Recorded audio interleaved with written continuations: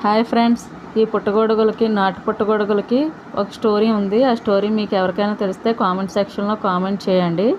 ఇంకా నా వీడియోని షేర్ చేసి సబ్స్క్రైబ్ చేసి లైక్ చేయండి. ఏంటంటే ఒక కోడల్ని అత్తగారు సరిగ్గా చూసుకునేవారు కాదట. ఏమన్నా ఇష్టమైనవి వండుకొని తినిచ్చేవారు కాదట. ఒకసారి అత్తగారు బయటికి వెళ్ళినప్పుడు కోడలు చికెన్ తెచ్చుకొని రైస్ వండుకొని చికెన్ కర్రీ చేసుకొని ఆ రైస్లో వేసుకొని తింటుంటే మధ్యలో అత్తగారు వచ్చారట.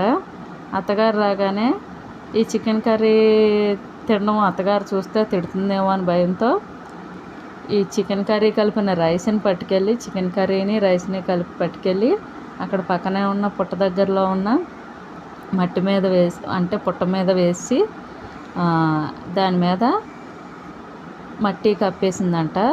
ఆ తర్వాత ఒక నెల రోజులకి వర్షాలు అవి పడిన తర్వాత ఇలా మొలకల్లా వచ్చి ఇలా పుట్టగొడుగులు వచ్చాయంట.